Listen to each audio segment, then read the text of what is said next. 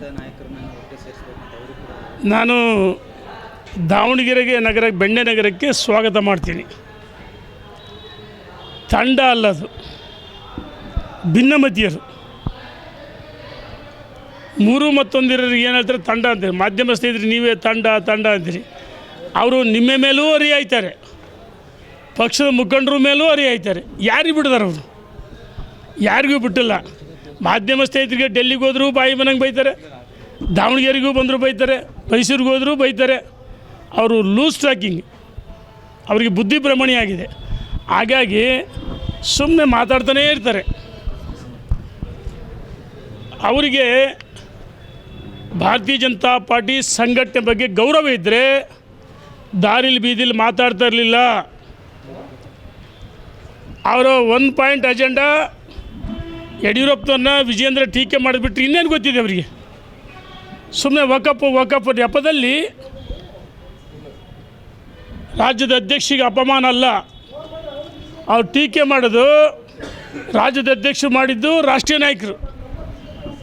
ರಾಜ್ಯದ ಅಧ್ಯಕ್ಷರು ಟೀಕೆ ಮಾಡೋದು ಬಂದೆ, ನಮ್ಮ ರಾಷ್ಟ್ರೀಯ ನಾಯಕರಿಗೆ ಅಪಮಾನ ಮಾಡೋದು ಬಂದೆ. ಈ ಹಿಂದೆ ನೋಟಿಸ್ ಕೊಟ್ಟಾಗ ನನಗೆ ನೋಟಿಸಾಗಿ ಕೊಟ್ಟಿಲ್ಲ ಅಂತ ಹೇಳ್ತಿದ್ರು. ಫೇಕ್ ನೋಟಿಸ್ ಅಂದರೆ ಯಾರಾದರೂ ಫೇಕ್ ನೋಟಿಸ್ ಕೊಡೋಕ್ಕಾಗತ್ತಾ? ಫೇಕ್ ನೋಟಿಸ್ ಕೊಡೋಕ್ಕಾಗತ್ತಾ? ರಾಷ್ಟ್ರೀಯ ಅಧ್ಯಕ್ಷ ಅದು ಏನು ಚುನಾವಣಾ ಶಿಸ್ತು ಸಮಿತಿ ಇದೆಯಲ್ಲ ಇದ್ರದ್ದು, ಯಾವುದು ಭಾರತೀಯ ಜನತಾ ಪಾರ್ಟಿಯ ಶಿಸ್ತು ಸಮಿತಿ ಅಧ್ಯಕ್ಷರು, ಫೇಕ್ ನೋಟಿಸ್ ಕೊಡೋಕ್ಕಾಗತ್ತಾ? ಕೊಡೋಕ್ಕಾಗಲ್ಲ. ಮೊನ್ನೆನೂ ಸಹ ಭಾಳ ಗಂಭೀರವಾಗಿ ಶೋಕಸ್ ನೋಟಿಸ್ ಕೊಟ್ಟಾದಮೇಲೆ ನನಗೆ ನೋಟಿಸ್ ಎಲ್ಲ ತಲುಪಿಲ್ಲ ಅಂದರು. ಅದಾದಮೇಲೆ ಉತ್ತರ ಕೊಡಲ್ಲ ಅಂದರು. ಅದಾದಮೇಲೆ ಅವರ ಟ್ವಿಟ್ಟರ್ ಖಾತೆಯಲ್ಲಿ ನಾನು ಉತ್ತರ ಕೊಡ್ತೀವಿ ಅಂತ ಹೇಳಿದರು. ಕದ್ದು ಮುಚ್ಚಿ ಅವರು ಕೇಳಿದ ಪ್ರಶ್ನೆಗೆ ಉತ್ತರ ಕೊಟ್ಟಿಲ್ಲ. ವಿಜಯೇಂದ್ರ ಬಗ್ಗೆ ಬಾಯಿ ಬರಂಗೂ ಇದು ಉತ್ತರ ಕೊಟ್ಟಿದ್ದಾರೆ. ನಾನು ಕೇಳ್ತೀನಿ, ಅಡ್ಜಸ್ಟ್ಮೆಂಟ್ ರಾಜಕಾರಣಿ ಯಾರು? ನೀವೇ ಯಾರು? ನಿಮ್ಮ ಕ್ಷೇತ್ರ ಬಬಲೇಶ್ವರ, ತಾಕತ್ತಿದ್ದರೆ ಅಲ್ಲಿ ಸ್ಪರ್ಧೆ ಮಾಡಬೇಕಲ್ಲ ಬಬಲೇಶ್ವರದಲ್ಲಿ. ಯಾಕೆ ಮಾಡಿಲ್ಲ? ಅಲ್ಲಿ ಕಾಂಗ್ರೆಸ್ಸಿನ ಪ್ರಭಾವಿ ಸಚಿವರ ಜೊತೆಗೆ ಹೊಂದಾಣಿಕೆ. ನಿಂದ ಅಡ್ಜಸ್ಟ್ಮೆಂಟ್ ರಾಜಕಾರಣ, ಕುಟುಂಬ ರಾಜಕಾರಣ ಅಂತ ಹೇಳ್ತೀಯಲ್ಲ. ಯಾವ ಕುಟುಂಬ ರಾಜಕಾರಣ? ಅರೆ, ನಿನ್ನ ಮಕ್ಕಳನ್ನ ಸರ್ಕಾರಿ ಕಾರ್ಯಕ್ರಮದಲ್ಲಿ ಅಥವಾ ಅಲ್ಲಿ ಕೋಆಪರೇಟಿವ್ ಸಿದ್ದಿಸಿರಿ ಇದೆ, ಸಿದ್ದಿಸಿರಿ ಬ್ಯಾಂಕ್ ಇದೆ ಮತ್ತು ಸಿದ್ದೇಶ್ವರ ಸಂಸ್ಥೆ ಇದೆ. ಆ ಸಂಸ್ಥೆಗೆ ನಿನ್ನ ಧರ್ಮಪತ್ನಿ ಮಕ್ಕಳನ್ನ ಒಬ್ಬ ಭಾರತೀಯ ಜನತಾ ಪಾರ್ಟಿಯ ಹಿರಿಯ ಪಂಚಮಶಾಲಿ ಸಮುದಾಯದ ಮುಖಂಡರ ವಿರುದ್ಧವಾಗಿ ಸ್ಪರ್ಧೆ ಮಾಡಿ, ಅವ್ರ ಹೆಸರು ಕೊಡ್ತೀನಿ ಬೇಕಾದ್ರೆ, ನಾನು ಸ್ಪರ್ಧೆ ಮಾಡಿ ಸೋಲಿಸ್ಲಿಲ್ವಾ? ನಿನಗೆ ಬೇಕಾದಾಗ ಎಲ್ಲವೂ ಹೇಳ್ಕೊಂತಿ. ನಿನ್ನಂಥ ಭ್ರಷ್ಟ ರಾಜಕಾರಣಿ ಯಾರೂ ಇಲ್ಲ. ನೀನು ಶಾಸಕ ಆಗೋಕ್ಕಿಂತ ಮುಂಚೆ, ರಾಜಕಾರಣಕ್ಕೆ ಬರೋಕ್ಕಿಂತ ಮುಂಚೆ ನಿನ್ನ ಆಸ್ತಿ ಎಷ್ಟು ಗೊತ್ತಿದೆ ನಮಗೆ? ನಮಗೆ ಪತ್ರ ಬರೆಯೋಕ್ಕೆ ಬರಲ್ವಾ? ಇದೇ ಈ ತಿಂಗಳು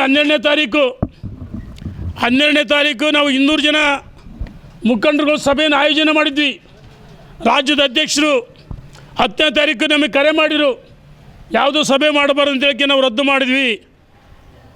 ನೀವು ಸೇರಿದಷ್ಟು 3 ಮತ್ತೊಂದು. ನೀವು ಭಿನ್ನಮತೀಯರು, ಉತ್ತರ ಕೊಡಿ. ನನಗಿಂತ 100 ನೋಟಿಸ್ ಬರ್ತಾವೆ, ನಾನು ಅದರ ಮಗ ಅಲ್ಲ ಅಂತ ಹೇಳ್ದಲ್ಲಪ್ಪ. ಯಾಕಪ್ಪ ಉತ್ತರ ಬರದೆ ಒಳಗಿಂದೊಳಗೆ ಅಡ್ಜಸ್ಟ್ಮೆಂಟ್ ರಾಜಕಾರಣಿ? ನೀನು ನಾಚಿಗಾಗಲ್ವಾ? ಏನು ಟೀಕೆ ಮಾಡಿದ್ದೀನಿ ಅಜೆಂಡನ? ಕಾಂಗ್ರೆಸ್ ವಿರುದ್ಧ ಒಂದಾದರೂ ಹೇಳಿಕೆ ಕೊಟ್ಟಿದೆಯಾ? ಹಿಂದುತ್ವ ಅಂತ ಹೇಳ್ತೀಯಲ್ಲ, ತೋರ್ಸೋಣ ನಿನ್ನ ಫೋಟೋಗಳ ದಾಖಲೆ ಬಿಡುಗಡೆ ಮಾಡೋಣ. ಜಮೀರ್ ಹತ್ರ ಯಾಕೆ ಹೋಗಿದ್ದೆ? ಜಮೀರ್ ಹೋಗಿ ಆಲಿಂಗನ ಮಾಡ್ಕೊಂಡು 32 ಅಲ್ಲಿ ಕೆರೆದು ಬಿಟ್ಟು ಟೀ ಕುಡು ಬಂದೆ. ನಾಚಿಗಾಲ್ವ ನಿನಗೆ? ನಾವು ಕೇಳೋಕ್ಕೆ ಇಚ್ಛೆ ಪಡ್ತೀವಿ, ರಾಜಕಾರಣದಲ್ಲಿ ಪ್ರತಿಪಕ್ಷವಾಗಿ ನಾವು ಅದೀವಿ. ಈ ರಾಜ್ಯದ ಜನ ನಮಗೆ ಕೇಳ್ತಿದ್ದಾರೆ, ಭಾರತೀಯ ಜನತಾ ಪಾರ್ಟಿಲಿ ಏನಾಗ್ತದೆ? ಇವತ್ತು ಕಾಂಗ್ರೆಸ್ ಹೊಡೆದ ಮನೆಯಾಗಿದೆ, ಆಡಳಿತ ಪಕ್ಷ. ಅದನ್ನು ನಾವು ಎನ್ಕ್ಯಾಶ್ ಅವ್ರ ವಿರುದ್ಧ ಹೋರಾಟ ಮಾಡುವುದರ ಬದಲಾಗಿ ದಿನಕ್ಕೊಂದು ಪಕ್ಷದ ಅಧ್ಯಕ್ಷ ವಿರುದ್ಧ ಹೇಳಿಕೆ ಕೊಡ್ತೀನಿ. ನಾಚಿಗಾಗಲ್ಲ ಅಂತ ಕೇಳೋಕ್ಕೆ ಇಚ್ಛೆ ಪಡ್ತೀನಿ. ಇನ್ನೊಂದು ಮಾತು ಹೇಳ್ತೀನಿ, ಮಿಸ್ಟರ್ ಕುಮಾರ್ ಬಂಗಾರಪ್ಪ, ನೀನು ರಾಷ್ಟ್ರೀಯ ಅಧ್ಯಕ್ಷನಾ? ಪ್ರಧಾನಮಂತ್ರಿನಾ? 100ಕ್ಕೆ 100 ರಾಜ್ಯದ ಅಧ್ಯಕ್ಷ ಬದಲಾವಣೆ ಆಗುತ್ತೆ ಅಂತ ಹೇಳ್ತೀರ. ದೊಡ್ಡ ಮನುಷ್ಯ ನೀನು. BJP ತತ್ವ ಸಿದ್ಧಾಂತ ಗೊತ್ತಿದೆಯಾ? ಅನಾಥ ಶಿಶುವಾಗಿದ್ದೆ, ಕಾಂಗ್ರೆಸ್ನಲ್ಲಿದ್ದಾಗ ಸೋತು ಸುಣ್ಣಾಗಿದ್ದೆ. ನಿನ್ನನ್ನು ಕರೆದು ರಾಜಕಾರಣದಲ್ಲಿ ಪುನರ್ಜನ್ಮ ಕೊಟ್ಟದ್ದು ಸನ್ಮಾನ್ಯ BS ಯಡಿಯೂರಪ್ಪನವರು. BS ಯಡಿಯೂರಪ್ಪನವ್ರು ಮರೆಯೋದು ಬೇಡ. ಶಿವಮೊಗ್ಗ ಜಿಲ್ಲಾ ಭಾರತೀಯ ಜನತಾ ಪಾರ್ಟಿ ಸಂಘಟನೆ ಜೊತೆಗೆ ನೀನಿಲ್ಲ, ಸಂಘ ಪರಿವಾರದ ಜೊತೆಗೂ ನೀನಿಲ್ಲ. ಸಂಘಟನಾ ಪರ್ವದಲ್ಲಿ ಎಷ್ಟು ದಿವಸ ಭಾಗವಹಿಸಿದ್ದೆ? ಒಂದು ದಿವಸನೂ ಭಾಗವಹಿಸಿಲ್ಲ. ಸೊರಬದಲ್ಲಿ 22,000 ಸದಸ್ಯತ್ವ ಅಭಿಯಾನ ಆಗಿದೆ ಅಂದರೆ ಅದಕ್ಕೆ ಕಾರಣ ನೀನಲ್ಲ, ನಮ್ಮ ಭಾರತೀಯ ಜನತಾ ಪಾರ್ಟಿ ಹಿರಿಯ ಮುಖಂಡರು ದತ್ತಾತ್ರೇಯ ಅವರು ಅಲ್ಲಿಯ ಮುಖಂಡರ ಜೊತೆ ಚರ್ಚೆ ಮಾಡಿ ಸದಸ್ಯತ್ವ ಅಭಿಯಾನ ಮಾಡಿಸಿದರೆ. ಲೋಕಸಭಾ ಸದಸ್ಯರು ರಾಘವೇಂದ್ರ ಅಭಿಯಾನ ಮಾಡಿಸಿದರೆ, ಸದಸ್ಯತ್ವ ಅಭಿಯಾನ ಸಂಘಟನೆ ಪರ ಮಾಡಿಸಿದರೆ. ನೀನು BJP ತತ್ವ ಸಿದ್ಧಾಂತನೇ ಗೊತ್ತಿಲ್ಲ. ಬಂಗಾರಪ್ಪನವ್ರು BJP ಬಂದಾಗ ನೀನು ಯಾಕಪ್ಪ ಬರಲಿಲ್ಲ? ಕಾಂಗ್ರೆಸ್ಸಿಗಿದ್ದ ದೊಡ್ಡ ಮನುಷ್ಯ. ಸದಸ್ಯತ್ವವನ್ನು ಶಿವಮೊಗ್ಗದಿಂದ ಮುಖಂಡರುಗಳು ಸೊರಬದ ಕಾರ್ಯಕರ್ತರ ಜೊತೆಗೂಡಿ ಸದಸ್ಯತ್ವ ಮಾಡಿದ್ದು, ಸಕ್ರಿಯ ಸದಸ್ಯರು ಮಾಡಿದ್ದು. ನಿನ್ನ ಯೋಗ್ಯತೆಗೆ BJP ಜೊತೆಗೆ ಇಲ್ಲೇ ಇಲ್ಲ. ನೀನು ಸೋತು ಸುಣ್ಣಾಗಿ ಮನೆಗಿದ್ದು ನಿಮ್ಮ ಮನೇಲಿ ಮೀಟಿಂಗ್ ಮಾಡಿದ ತಕ್ಷಣ ದೊಡ್ಡ ಮನುಷ್ಯ ಆಗ್ಬಿಡ್ತೀನಿ. ನೀನು ರಾಜ್ಯದ ಅಧ್ಯಕ್ಷರು, ನೀನೇ ಮಾಧ್ಯಮದಲ್ಲಿ ಹೇಳಿಕೆ ಕೊಡೋರೆ 100ಕ್ಕೆ 100 ಬದಲಾವಣೆ ಆಗುತ್ತೆ. ನೀನು ತಾಕತ್ತಿದ್ರೆ ಮಿಸ್ಟರ್ ಕುಮಾರ್ ಬಂಗಾರಪ್ಪ, ನೀನು ತಾಕತ್ತಿದ್ರೆ ರಾಜ್ಯದ ಅಧ್ಯಕ್ಷ ಬದಲಾವಣೆ ಮಾಡೋ ಶಕ್ತಿ ನಿನಗಿದೆಯಾ? ನೀನೇ ರಾಷ್ಟ್ರೀಯ ಅಧ್ಯಕ್ಷನ? ನಾವು ಮೌನವಾಗಿದ್ದರೆ ನಮ್ಮ ದೌರ್ಬಲ್ಯ ಅಂತ ತಿಳ್ಕೊಂತೀರಾ?